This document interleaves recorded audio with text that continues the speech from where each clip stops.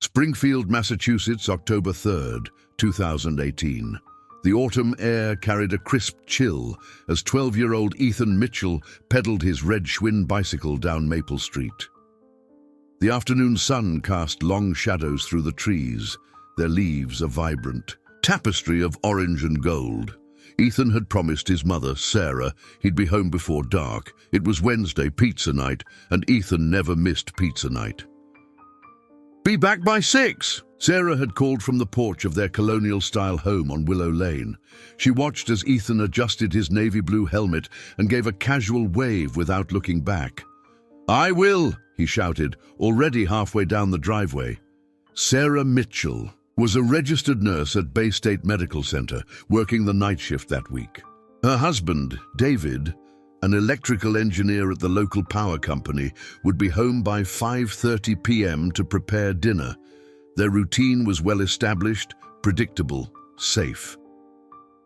At Springfield Middle School, Ethan was known as a quiet but friendly boy who excelled in science and had recently developed an interest in photography. His camera, a birthday gift from his parents 2 months prior, hung around his neck as he rode toward Forest Park, his favorite place to capture the changing seasons. But Ethan never arrived home for pizza that night. By 6:30 p.m., David Mitchell had called Sarah at the hospital. By 7:15 p.m., they had contacted the Springfield Police Department. By 8:00 p.m., Officer Kevin Ramirez was sitting in their living room, taking notes as Sarah clutched Ethan's school photo, taken just 3 weeks earlier, in trembling hands. "He's never late without calling," Sarah said, her voice barely above a whisper. "Never." Officer Ramirez, a 15-year veteran of the force and father of 2, nodded solemnly. "We'll issue a missing persons alert immediately. Can you describe what he was wearing?"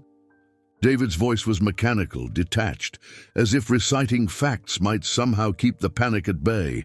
Blue jeans, green hoodie with a NASA logo, black sneakers, navy blue helmet. He was riding his red Schwinn bicycle and carrying his Canon camera. The first night passed without word, then the second. By the third day, the local news had picked up the story.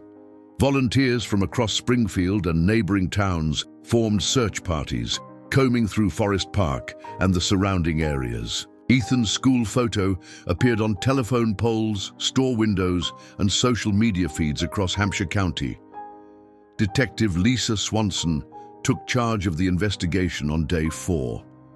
With 20 years of experience and a specialization in missing persons cases, she approached the Mitchells' home with careful professionalism that barely masked her growing concern.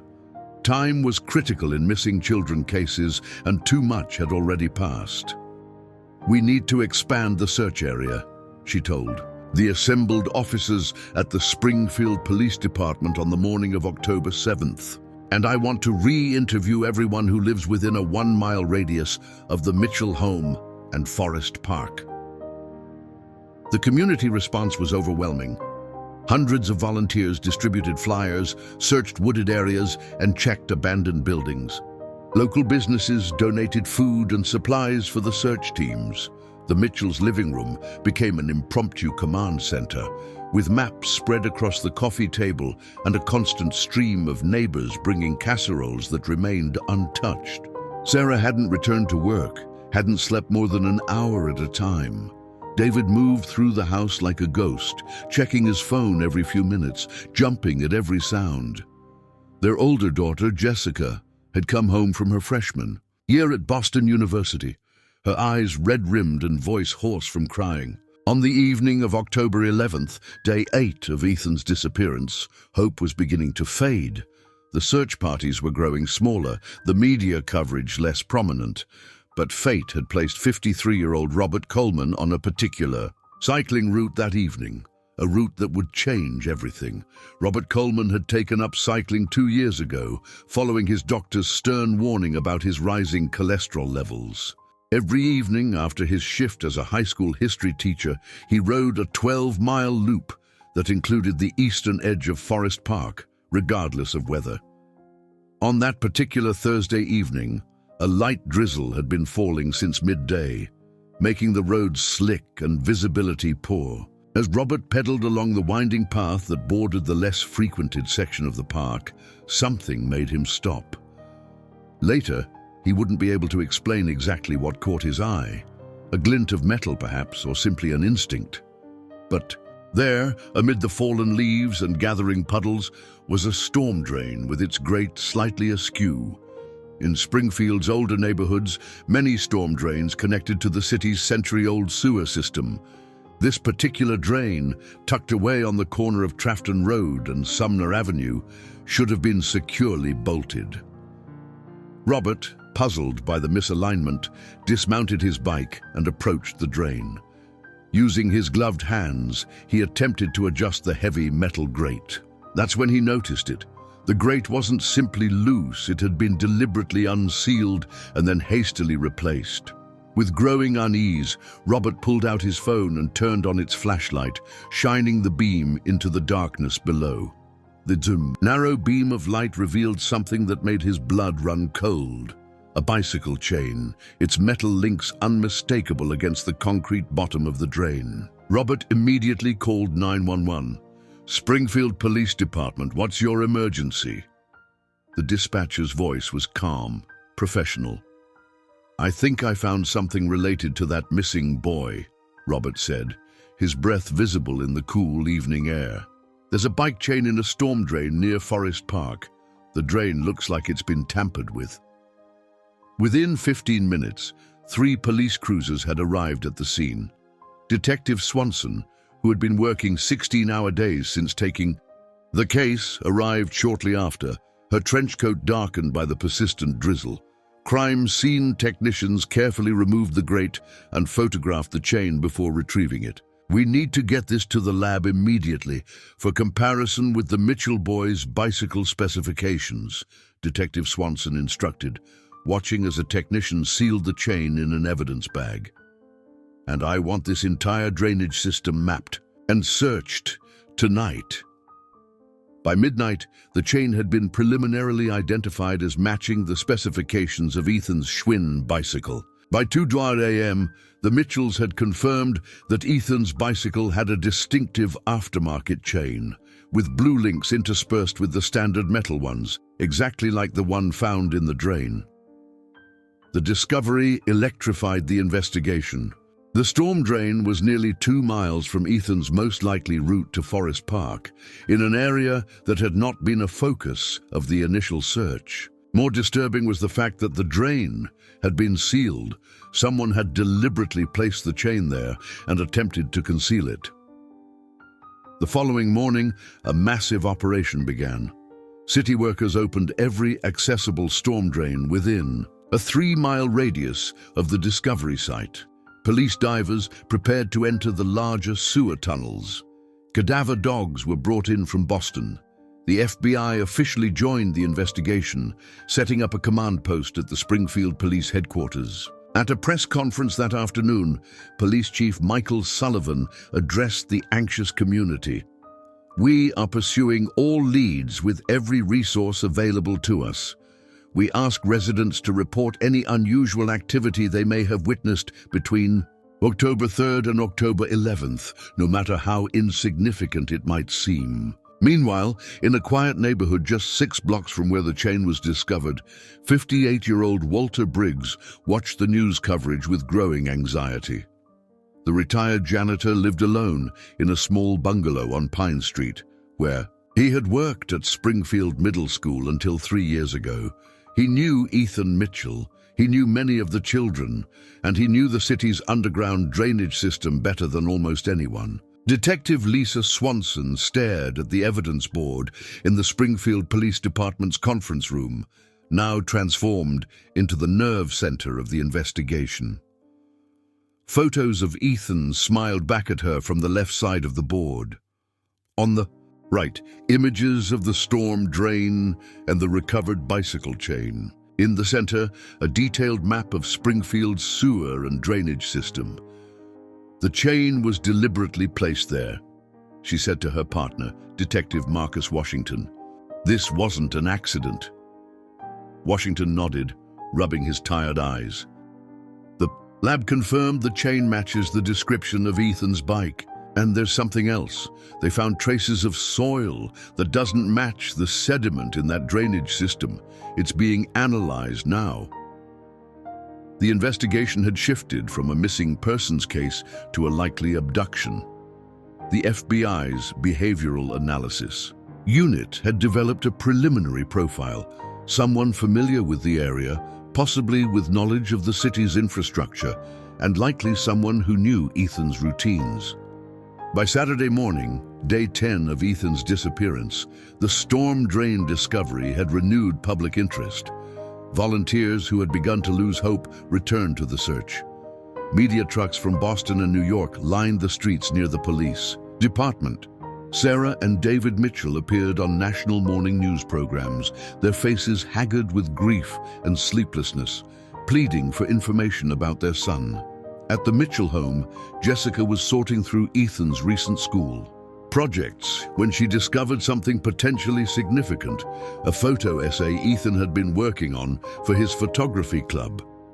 The images, stored on his computer, documented hidden Springfield, focusing on overlooked architectural details around the city. Several photographs featured old tunnels and drainage systems, taken from a safe distance, but showing Ethan's fascination with the city's underground infrastructure. "Detective," Jessica said over the phone, her voice tense with restrained hope, "I think you should see these pictures." Within 30 minutes, Swanson was scrolling through Ethan's photographs, her expression growing increasingly focused. "He was documenting these locations systematically," she observed. "Did he ever mention talking to anyone about this project? A teacher, maybe, or someone who knew about these places?" Jessica thought for a moment. He mentioned a former school janitor who told him stories about the old buildings. "I think they ran into each other at the library while Ethan was researching. Do you remember a name?" Jessica closed her eyes, concentrating. "It started with a B, I think. Brian Briggs?" "Yes, Mr. Briggs." Detective Swanson's team quickly identified Walter Briggs, former janitor at Springfield Middle School, retired 3 years ago. His personnel file noted his extensive knowledge of city planning and infrastructure and his helpful contributions to the school's maintenance systems. More significantly, he had received a written warning 8 years earlier for inappropriate conversations with students about non-educational topics. As detectives Washington and Swanson approached Briggs' small bungalow on Pine Street, they noticed the meticulously maintained garden and freshly painted trim, a house cared for with unusual precision. The detectives exchanged a knowing glance before knocking on the door. No answer came. A neighbor working in her yard across the street approached them. "If you're looking for Walter, he left early this morning. Packed up his station wagon like he was going on a trip." "Did he mention where he was going?" Washington asked, already reaching for his radio. "No, but he seemed in a hurry. Not like Walter at all. He's usually so methodical about everything." Within minutes, an APB was issued for Walter Briggs and his vehicle, a 2010 blue Ford Taurus station wagon. His image, taken from his driver's license, was distributed to law enforcement agencies across Massachusetts and neighboring states.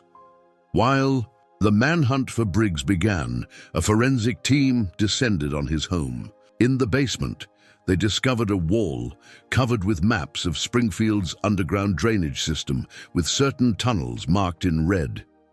In a desk drawer, they found newspaper clippings about Ethan's disappearance, alongside a middle school yearbook open to Ethan's class photo. But most damning of all was what they found behind a false wall in the basement. A small, makeshift room containing a child-sized mattress, bottled water, granola bars, and a familiar green hoodie with a NASA logo. What they didn't find was any sign of Ethan himself. As night fell on day 10, the desperate search continued. Every available officer, FBI agent, and volunteer focused on the drainage tunnels marked on Briggs' maps.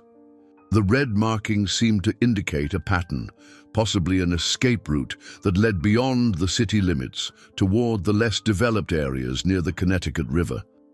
Walter Briggs's background revealed a man who had worked for the city's maintenance department for 12 years before becoming a school janitor. He had intimate knowledge of Springfield's oldest tunnels, including obsolete sections that had been sealed off from official maps but still connected to modern drainage systems.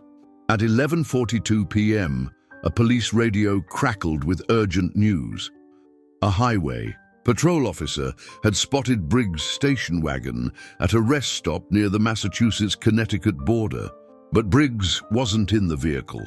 Dawn broke on Sunday, October 14th, the 11th day since Ethan vanished. The temperature had dropped overnight, and a thin layer of frost covered the ground. In a command center set up near the banks of the Connecticut River, FBI agents, state police, and local officers coordinated the largest search operation in Springfield's recent history. Sarah and David Mitchell, who had barely slept in days, sat huddled together in the back of an emergency response vehicle.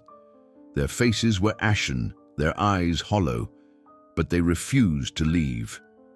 Jessica stood nearby, handing out her brother's photographs to search teams, pointing out the specific drainage tunnels he had documented. "These pictures show access points that aren't on the city's current maps," she explained to Detective Swanson. Ethan was really proud of finding them. Swanson studied the images closely, comparing them to the marked maps found in Briggs's basement. "These match some of the tunnels Briggs highlighted," she noted. "Your brother's research might help us find him." By mid-morning, search teams had descended into every accessible tunnel entrance. The older sections were treacherous. Decades of neglect had left them partially collapsed in places, with stagnant water and unstable structures. Each team included a structural engineer and emergency medical personnel, moving methodically through the darkness. Meanwhile, at the abandoned rest stop, investigators processed Briggs's station wagon. They found camping supplies, several changes of clothes, and nearly $3,000 in cash. A receipt in the glove compartment showed a purchase of additional food and water from a convenience store just 2 hours earlier. Briggs was still in the area. At 11:27 a.m., a search dog named Rusty alerted his handler to a scent near a seemingly solid concrete wall in one of the oldest tunnel sections. The wall, when examined closely, revealed subtle tool marks around its edges. It wasn't original to the tunnel. It had been constructed more recently, possibly within the past decade. Using ground-penetrating radar, technicians confirmed a space behind the wall. By noon, a tactical team had carefully created an opening large enough for a person to pass through. What they found beyond left even veteran officers momentarily speechless. The space was a repurposed maintenance room, approximately 12 feet square, dimly lit by a battery-powered lantern. And there, huddled in a corner atop a pile of blankets, was Ethan Mitchell, alive. The boy was pale, dehydrated, and frightened, but appeared otherwise unharmed. He squinted against the officers' flashlights, his eyes having adjusted to the dim lighting of his prison. "Are you my mom and dad's police?" were his first words, his voice hoarse from disuse. Within minutes, paramedics had reached him, and by 12:45 p.m., he was being carefully evacuated through the tunnel system. News of the rescue spread through the search teams like wildfire. At the command center, when Detective Swanson approached, the Mitchells, she didn't need to speak. Her smile said everything. Sarah collapsed into David's arms, both of them sobbing uncontrollably. At Bay State Medical Center, doctors confirmed that despite his ordeal, Ethan had no serious physical injuries. He was suffering from dehydration, mild exposure, and psychological trauma, but had been provided with water and some food during his captivity. When he was stable enough to speak with investigators, with his parents and a child psychologist present, Ethan revealed what had happened. He had been photographing an interesting architectural detail near the park when Walter Briggs approached him. Ethan recognized the former janitor from their conversations at the library about Springfield's history and underground structures. "Mr. Briggs told me he could show me a secret tunnel entrance that wasn't on any maps," Ethan explained, his voice small but steady. "He said it was perfect for my photo project." The boy had followed Briggs to a concealed entrance near the park.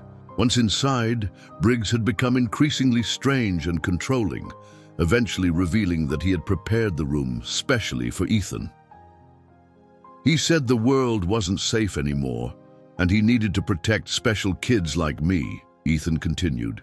"He took my bike apart and hid the pieces in different places so no one could find them." Briggs had left Ethan alone for long periods, always securing the hidden door. He had provided food, water, and blankets, and had spoken about taking Ethan to a more permanent, safe place once the search died down. During his absences, Ethan had tried to find ways to escape or leave messages, but the room was too secure.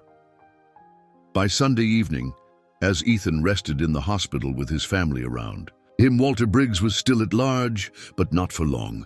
At 7:22 p.m., a state trooper spotted a man matching Briggs' description, attempting to hitchhike along Route 91, heading south. When approached, Briggs surrendered without resistance, appearing almost relieved.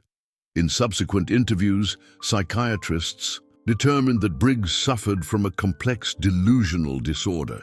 He had convinced himself that certain children were in danger from an imagined threat and that he alone could protect them. His extensive knowledge of Springfield's underground infrastructure had enabled him to create what he believed was a safe haven. The chain discovery that had broken the case open was later explained. Briggs had dismantled Ethan's bicycle and deliberately planted the chain in the storm drain as a contingency plan. If anything happened to him, he wanted Ethan to eventually be found. In his distorted thinking, this made him Ethan's protector rather than his captor. 1 month later, as autumn gave way to early winter, the Mitchell family stood together on their front porch. Ethan was gradually returning to his routine, attending therapy sessions and slowly reconnecting with friends. The media spotlight had finally dimmed, allowing them glimpses of normal life again. "I want to go riding again," Ethan said quietly, as they watched the first snowflakes of the season drift down onto their yard. "Not yet, but soon." Sarah placed her arm around her son's shoulders, pulling him close.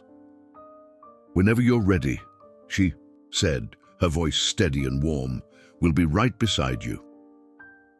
In the distance, church bells rang out across Springfield, their sound carried by the clear, cold air, a reminder that in even the darkest tunnels, light and hope could still find a way through.